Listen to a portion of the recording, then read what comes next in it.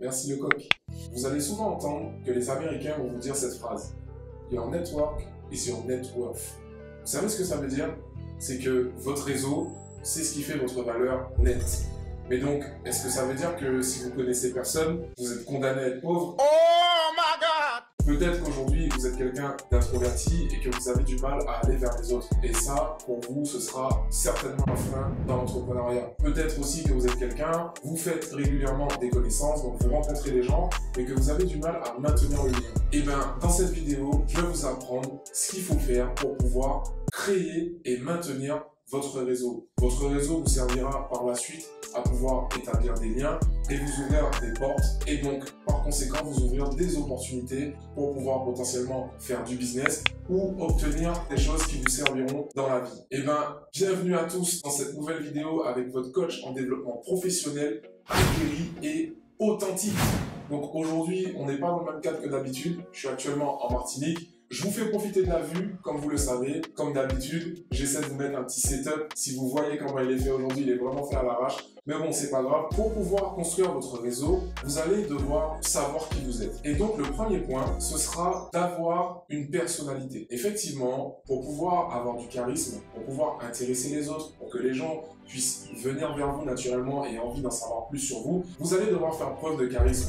Vous ne pouvez pas juste être quelqu'un de lambda comme ça, qui n'a pas forcément de valeur ajoutée, de confiance en lui-même, parce que si vous n'avez pas confiance en vous, qui pourra vous faire confiance et qui aura envie de faire des choses avec vous? Donc dans un premier temps, ça va être important de bâtir votre personnalité.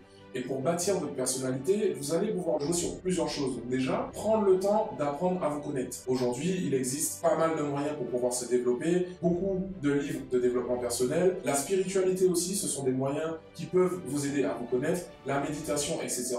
Choisissez le moyen qui vous correspond le mieux, mais apprenez à vous connaître, posez-vous les bonnes questions, observez comment vous agissez dans votre environnement, prenez du feedback de vos amis, de votre famille, et ça vous aidera à comprendre qui vous êtes, et ça vous permettra de vous affirmer. Globalement, lorsque vous aurez confiance en vous, vous allez avoir une posture, vous allez pouvoir affirmer vos idées, vous allez montrer aux autres finalement que vous savez ce que vous voulez, ne serait-ce que par votre style vestimentaire, sur votre identité, la façon dont vous exprimez, la façon dont vous parlez, les endroits dans lesquels vous allez, les personnes que vous fréquentez. Vous allez voir que vous allez bâtir en fait une identité très forte qui va vous définir, et ça va être très très important pour la suite, pour pouvoir construire votre réseau. Une fois que vous avez appris à vous connaître, alors je vous dis ça comme si c'était quelque chose de très simple à faire, évidemment ça prend du temps à apprendre à se connaître. Moi j'ai mis des années et je pense que j'ai bien mis 2 ou 3 ans avant de commencer à comprendre que je n'étais pas la même personne que j'étais avant, et donc j'ai dû me déconstruire, ensuite me reconstruire, et ça c'est quelque chose que je continue à faire et je pense que c'est le travail d'une vie et qu'on continue à faire jusqu'à la mort. Mais ce que je veux dire par là, c'est que soyez sûr de qui vous êtes, travaillez votre confiance en vous-même et vous allez voir, votre attitude va changer et l'attitude que les autres personnes ont envers vous va également changer. Et donc, le deuxième point, ce sera de s'intéresser aux autres. Et ça, ce n'est pas forcément évident, surtout lorsqu'on n'a pas confiance en soi.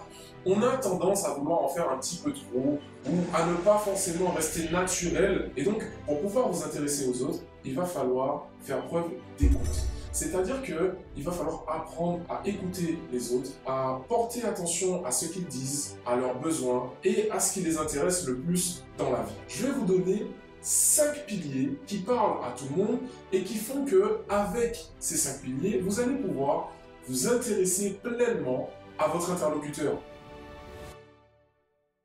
Le premier pilier, c'est le travail dans sa globalité, que ce soit sur la partie financière ou sur la partie épanouissement personnel et professionnel, donc la carrière, etc. Lorsque vous abordez quelqu'un que vous ne connaissez pas, vous pouvez lui poser des questions sur son travail. Et vous allez voir tout de suite si c'est un sujet qui intéresse cette personne ou si c'est un sujet qui ne l'intéresse pas du tout et que cette personne n'a pas forcément envie d'en parler. En général, lorsque les gens sont bien dans leur travail et qu'ils se sentent épanouis, ils vous feront un plaisir de pouvoir communiquer avec vous là-dessus. Et en fait, vous allez pouvoir faire des connexions sur ce sujet.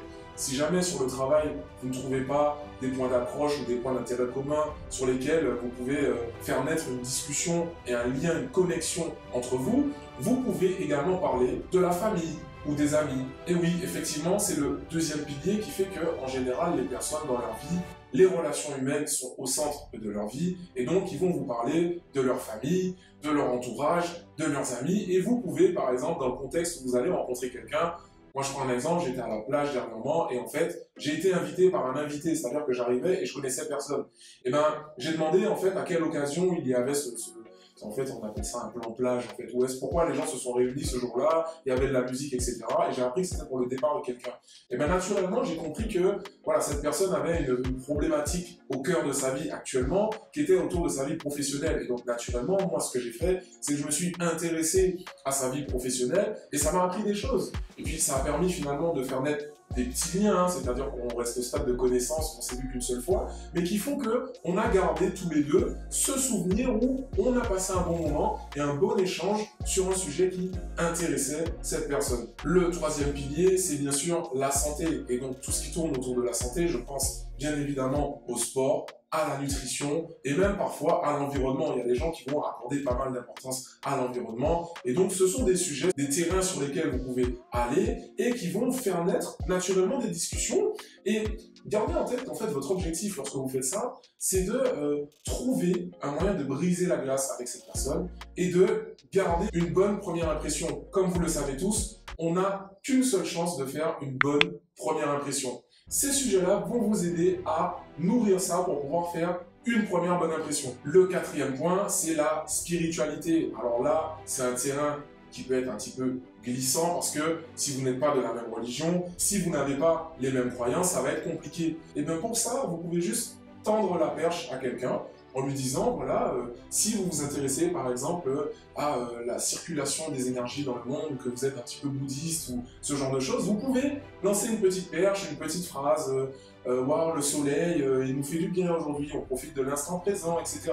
Et vous allez voir en fait si la personne elle est réceptive. Et donc si la personne vous dit oui, effectivement, Dieu nous a permis d'avoir une très bonne journée aujourd'hui, vous allez tout de suite sentir que voilà, cette personne elle est plutôt orientée vers telle religion ou telle religion. Et si par exemple cela match avec votre propre religion ou vos propres croyances, là, vous avez tout gagné. Et puis enfin, les loisirs.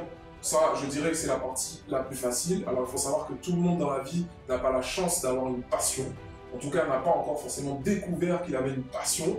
Et donc, si vous tombez sur quelqu'un qui a une passion, eh bien, posez-lui des questions là-dessus. Intéressez-vous vraiment à cette personne. Et vous allez voir que naturellement, vous allez découvrir, apprendre des choses. Et puis voilà, ça va faire naître un lien. Et puis, avec un peu de chance, vous aurez peut-être les mêmes loisirs et les mêmes passions. Et ce sera probablement, ou même certainement, l'occasion de vous revoir. Pour ma part, moi souvent lorsque je rencontre des gens, lorsque je parle de basket, d'automobile ou de moto, et bien en général, je suis sûr que ce sont des personnes que je vais être amené à revoir parce que lorsque j'aurai une sortie basket ou une sortie moto ou un match à aller voir ou voilà quelque chose à partager, je pourrai la partager directement avec cette personne. Donc là, on était au deuxième point. Donc le premier point, vous connaissez qui vous êtes, vous avez votre personnalité, vous vous affirmez, vous avez confiance en vous. C'est très simple quand je le dis comme ça, mais on se comprend. Le deuxième point, vous savez comment vous intéresser aux autres. En vous intéressant aux autres, ils vont naturellement s'intéresser à vous.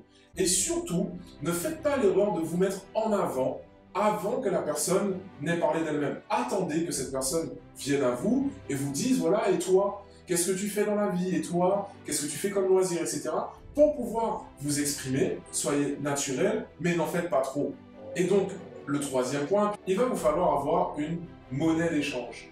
Ce que je veux dire par monnaie d'échange, c'est que on est dans l'optique de pouvoir établir du réseau, c'est-à-dire que quelque part, votre relation est plus ou moins intéressée, dans le sens où, je ne vais pas forcément m'étaler sur ce sujet, mais aujourd'hui, lorsque on s'intéresse à quelqu'un, c'est qu'on y porte quand même de l'intérêt. Et derrière, si vous avez un business, il faut aussi que ça puisse vous servir, soit dans la vie de tous les jours, ou soit aussi dans votre business. Avoir une monnaie d'échange, c'est-à-dire que lorsque vous allez venir vers quelqu'un, il va falloir aussi pouvoir lui apporter de la valeur, lui apporter des choses qui lui correspondent. Et c'est pour ça que la phase d'écoute que vous auriez eue au préalable va être très importante et va être décisive pour la suite du lien que vous allez maintenir avec cette personne. Par exemple, si vous avez un business, n'hésitez pas à parler de votre business en disant voilà, moi j'ai une entreprise dans ça, je fais ci, je fais ça, je propose mes services. Et là, vous allez finalement informer la personne que vous avez quelque chose à vendre et que voilà, potentiellement, si ça l'intéresse, naturellement, elle va essayer d'en savoir plus là-dessus et peut-être que là, vous allez avoir votre premier contact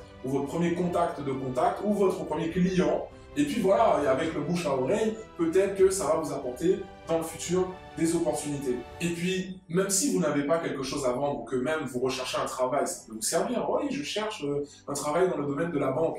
Ah, c'est vrai, mais je travaille dans la banque, on peut peut-être faire quelque chose. Voilà, il y a déjà quelque chose qui se crée. Mais aussi, vous pouvez tout simplement lui apporter une information. Cette personne souhaite se développer dans un domaine, et vous avez des connaissances ou des informations là-dessus. Comme par exemple, une chaîne YouTube qui parle de développement personnel.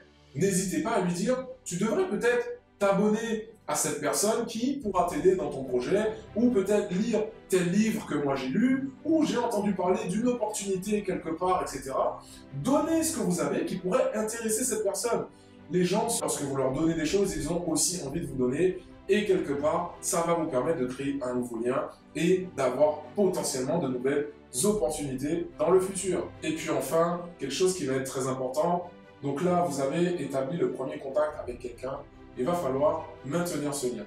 Et il va falloir maintenir ce lien, même dans les moments où vous n'avez pas besoin de cette personne, mais je dirais même surtout dans les moments où vous n'avez pas besoin de cette personne. C'est-à-dire qu'il va falloir penser, ne serait-ce que peut-être noter sa date d'anniversaire si vous l'avez rencontré le jour d'un anniversaire. Comme ça, l'année d'après, lui envoyer un petit message pour lui dire « Voilà, joyeux anniversaire, je t'ai pas oublié, etc. » Il ne faut pas voir ça comme étant quelque chose de trop calculé et pas naturel, parce que avant que ça devienne une habitude et que ça devienne naturel chez vous, il va falloir vous forcer. Et vous allez voir qu'après, vous allez être à l'aise avec ça, parce que vous allez être bien entouré, vous aurez des gens bienveillants autour de vous, et puis vous allez bâtir un réseau qui va dans le sens de ce que vous voulez, et vous serez entouré des personnes dont vous avez besoin dans votre vie pour avoir l'équilibre qu'il vous faut, que vous avez toujours recherché. Donc le maintien du lien, il va être très important, et aujourd'hui, il y a un maintien de lien qui est très facile à faire, c'est juste de mettre un like sur une photo sur Instagram ou sur Facebook, ou d'envoyer un petit message parce que vous êtes dans une situation qui vous rappelle cette personne et vous lui faites part finalement du fait que vous ne l'avez pas oublié, vous donnez une information, il n'y a pas besoin de s'éterniser, mais ça permettra de maintenir le lien et de montrer que voilà, vous vous intéressez toujours à cette personne et que voilà, l'idée c'est vraiment de maintenir un petit contact cordial, il n'y a pas besoin de plus, et puis vous verrez naturellement, cette personne pourra peut-être vous ouvrir des portes dans le business, dans le travail, même dans la vie personnelle.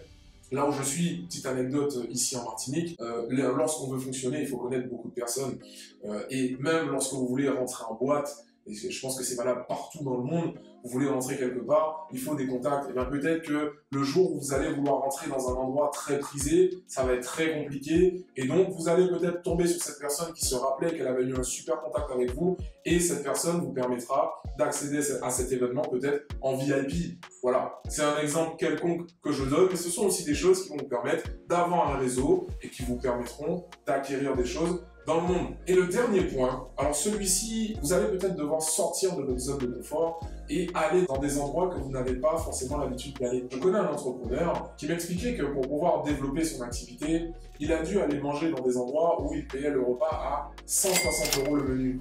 Et bien, c'est des choses que si vous n'avez pas les moyens, bien évidemment, vous ne pourrez pas faire. Par contre, peut-être choisir un moment, une opportunité pour pouvoir aller dans cet endroit vous permettra de rencontrer des personnes que vous ne pourriez peut-être pas rencontrer dans la vie de tous les jours, mais avec qui, maintenant que vous savez comment faire, vous pourrez établir un lien. Parce que même si ces personnes sont des hauts gradés, des personnes influentes, intéressantes, etc., ça reste des personnes humaines et qui ont le même fonctionnement que vous et que toutes les autres personnes que vous avez pu rencontrer. Donc maintenant que vous avez tout ça, vous n'avez plus aucune excuse pour pouvoir agrandir votre réseau. Et avant de conclure, j'aimerais bien quand même préciser quelque chose qui est très important pour moi. C'est que lorsque vous allez faire ça, il ne faut pas tomber dans le piège de l'hypocrisie. C'est-à-dire que n'allez pas vers des personnes qui ne vous correspondent pas. N'allez pas vers des gens qui ne vous inspirent pas confiance. N'essayez pas de gagner la sympathie de personnes qui ne vous intéressent pas, vous, en fait. Mais sous prétexte que cette personne a des choses, etc., vous allez aller, et c'est là qu'on va tomber un peu dans le travers de la chose, vous allez faire naître des relations totalement intéressées qui ne seront pas durables dans le futur, et je pense qu'ils ne vous apporteront rien de bon sur le long terme. Donc, sélectionnez les personnes avec qui vous avez envie de faire ça, restez vous-même, gardez votre personnalité. C'est pour ça que le premier point est très important, pour que les personnes qui vous acceptent ne vous acceptent pas en tant que la vitrine que vous avez vendue, mais en tant que la personne que vous êtes vraiment et que vous savez que vous êtes au fond de vous.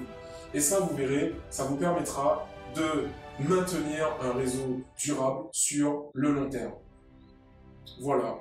J'espère que, comme d'habitude, cette vidéo pourra vous inspirer, qu'elle vous aura aidé. N'hésitez pas à vous abonner, à partager cette vidéo. Moi, ça m'aide énormément. Si vous savez qu'il y a quelqu'un qui se pose la question de pouvoir le faire, n'hésitez pas à partager. Et puis, vous savez, un petit commentaire, ça fait toujours plaisir. Moi, ça me donne la force et ça me donne envie de toujours aller vous dénicher des sujets toujours de plus en plus intéressants et pertinents. Salut tout le monde!